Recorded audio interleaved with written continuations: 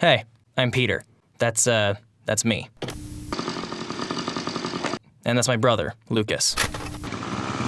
And that's my dad, Pedro.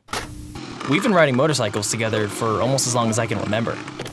I mean, for us, motorcycles have always been about exploration, freedom, and adventure.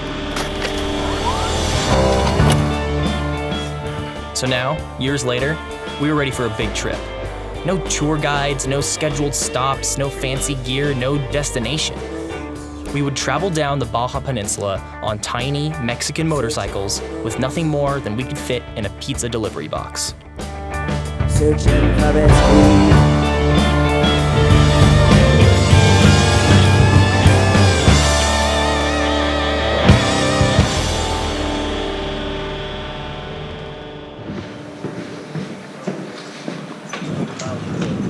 You're gonna take a picture of the dollars every day, so you know how many miles you drove. I like that.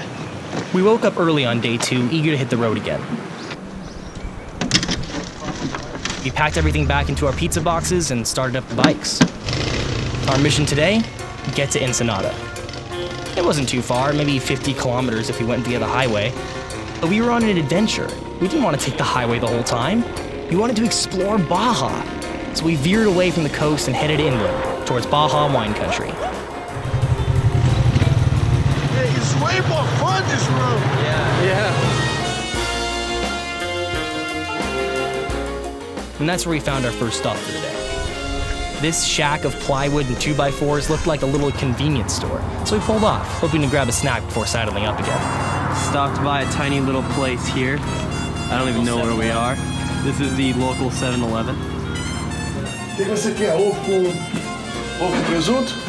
Eu quero ovo com presunto. But when we went inside, the ladies that ran the place offered us to cook us some eggs and ham. I love it, cara.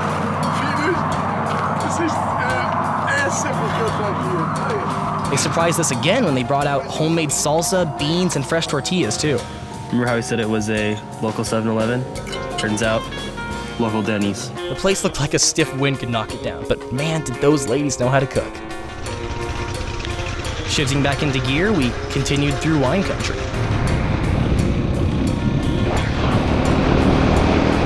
Every one of those signs pointed to another winery.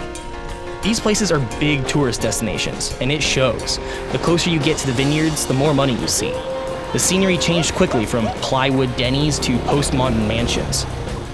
And soon, we were in a small town that obviously centered around the wine industry. This place is completely made of bottles. This place made from The barrels. barrels. This place was awesome, incredibly unique and extremely photogenic, but it was completely dead. Obviously not wine season. A few kilometers later, we were getting close to Ensenada. And Ensenada is over that way. We completed our mission pretty early. It was only 11 in the morning, but that was good. We had some errands to run while we were in the big city, and before we continued onwards, hey, hold on, is that a mariachi band?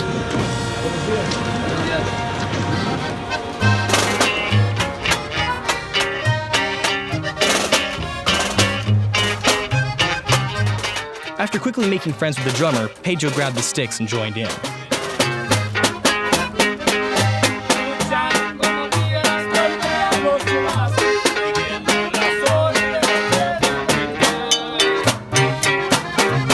Pedro doesn't play drums, obviously. Lucas, however, does play the bass. Go. No, I don't know. Go. No, you're going. You don't have a choice because you don't have a No, choice. I do. I can do what I want. Lucas, come on. What are you going to do? Did you see my eye? You cannot be possibly worse than that. Try. Okay.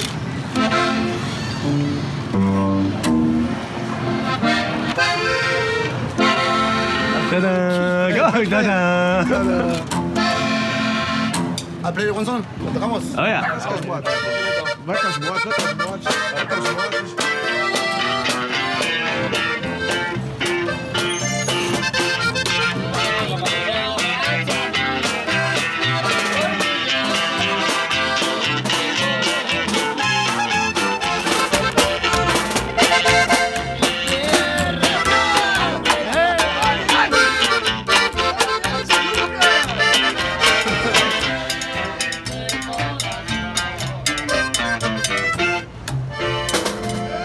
Not too shabby for a rookie mariachi player.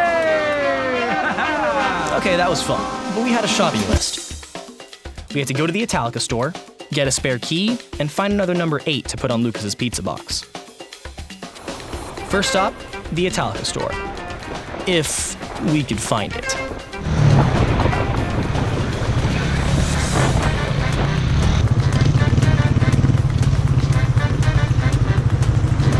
What happened? Oh, well, the base of this place. The GPS says it's right there, but it's obviously not. I see no Italica thing. Acho que sim. The GPS failed us, so in what was becoming classic Baja-bound fashion, we did it the old school way and asked around for directions. Thanks, guy in the Sentra.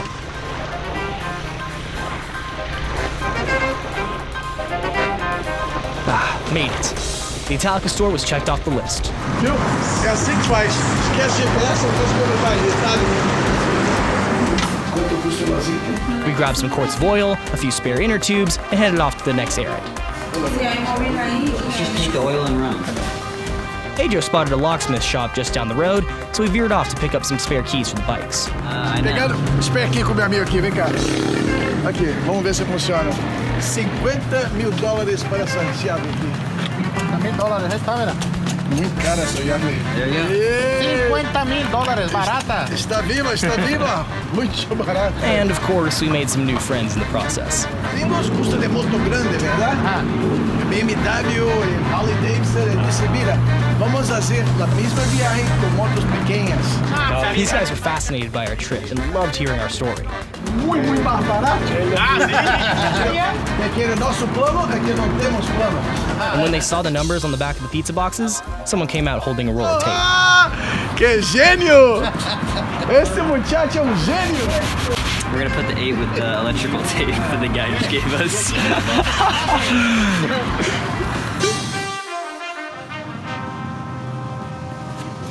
É, 18! Hey, And with Lucas back to 18, we decided to grab some food at none other than Papa's and Beer, Ensenada's largest dance club slash restaurant slash bar slash tourist attraction.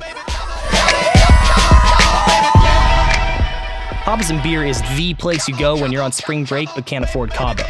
It's highly Americanized and sits right in the middle of the fancy, rich, touristy part of town. We putt through Ensenada, rolled up to Papa's and Beer, and it's empty. This massive 3-story building, along with its outdoor patio, is completely devoid of people, and is still bumping club music. Ok, tchim-tchim, galera, tchim-tchim. Sim. México, Ensenada! It was incredibly disappointing.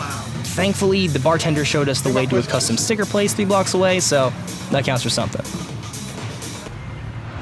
Custom stickers for a custom vacation. Hey. We put in our order and we're told to come back in 2 hours to pick them up. 2 hours. In downtown Ensenada. Well, time to play tourist. Check, look yourself on a Mexican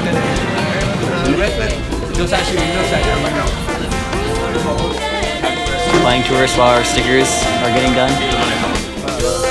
Whoa. It's even in English.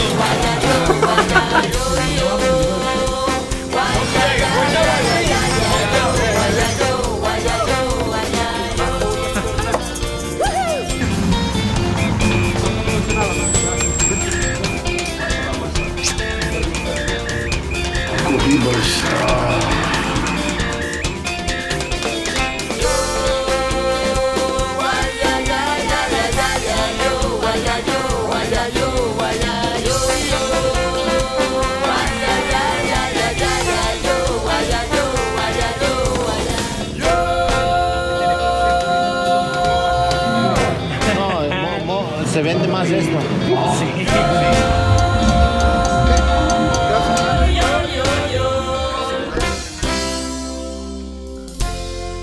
And 2 hours later,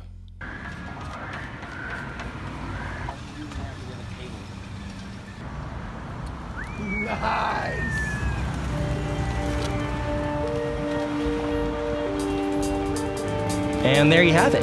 With our sick new stickers, we got everything on our list. Mission accomplished. So, only one thing left to do. Keep heading southbound. Back on the road. I mean, as much as I love playing tourist, I didn't go on this trip to bum around one of the biggest cities in Mexico. I much prefer riding through open desert highways towards an unknown destination. The gorgeous sunset is just the cherry on top. But an hour later and we're still riding. No hotel in sight. No anything in sight. Yeah, I was gonna say, let's put some clothes on. Oh, there's a little rock here for me.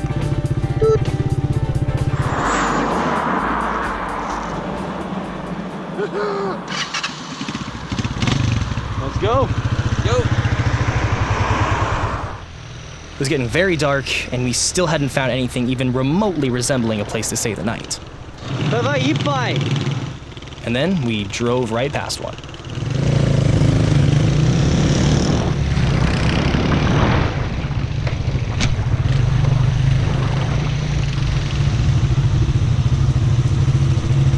What we always talked about. Always work out. Always work out. Well, it was getting late. As you can see, pretty dark. So we had to stop, and we just came across this hotel slash 7-Eleven slash restaurant. So we got a room. Maybe it was because it was our only option for a good night's sleep, but this place felt inviting. And what's more, we were greeted by a kid with blonde hair, not the best Spanish. Bueno, para motel. Hotel? Sí, sí, un momento. Definitely a gringo. That's Aiden.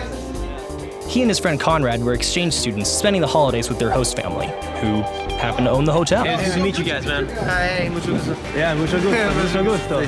So, they showed us around, grabbed us some beers, and introduced us to the family. And as they led us upstairs, they let us know that we were just in time for their Christmas party. But, not wanting to intrude and more than a little exhausted, we graciously declined and headed back to our room. Hit a hitter. We really upgraded. This is exactly what I want. It was time to hit the hay.